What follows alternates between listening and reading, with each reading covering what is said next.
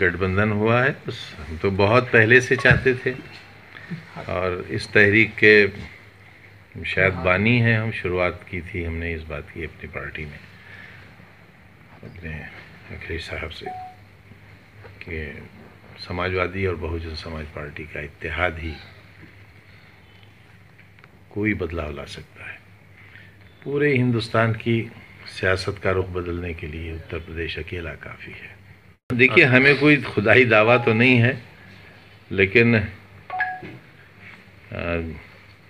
जितनी सीटें विपक्ष की पिछली बार थी पार्लियामेंट में, भाजपा की उससे कम आना चाहिए। तो आजम भाई, गठबंधन का इनको डर भी है, क्योंकि कल अमित शाह ने जो दिल्ली में अधिवेशन हुआ है उसमें अपनी तकरीर में कम से कम 15 मिनट तक सिर्फ गठबंधन को लेके ही चर्चा की, जबकि उनका राष्ट्रीय अधिवेशन था वो। ना, देखिए, उन्हें डर इसलिए नहीं है कि मशीनों में बेईमानी का दरवाज़ा भी खुला हुआ है। हम अपने नेताओं से भी बात करेंगे और जहाँ जहाँ गठबंधन हो रहे हैं उनसे ये ज़रूर कहना चाहेंगे कि अगर कोई चीज़ भारतीय जनता पार्टी की डूबती हुई नाव को बचा सकती है तो वो सिर्फ मशीनें हैं। अगर इस पर नज़र नहीं रखी, कांग्रेस ने सपा और बसपा को दूर रखकर अपने हक में कुछ बहुत अच्छा नहीं किया था, और इससे उन्होंने अपने उस रवैये को कि कहीं ऐसा ना हो बहुत ताकत पाने के बाद वो भी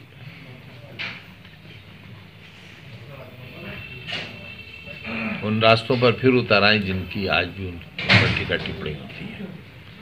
मिसाल के तौर पर सीबीआई के रवैये को लेकर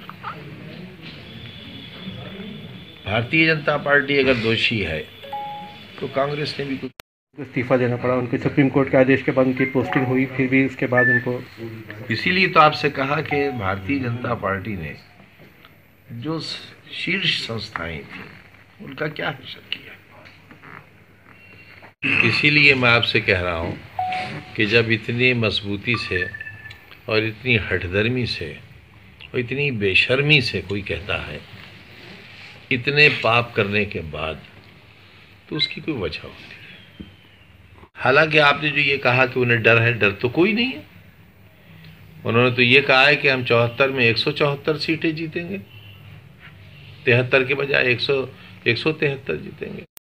अदालतों का, जजों का, सुप्रीम कोर्ट का, जीएसटी में क्या हुआ, नोटबंदी में क्या हुआ, बदलने दीजिए। दुनिया के चंद बड़े स्कैम्स में एक स्कैम होगा ये रफाल का। उन्हें शर्म नहीं आती? कुतिया को बिस्तर पर सुलाते हैं और गौ माता को सड़कों पर मारते हैं। शर्म नहीं आती?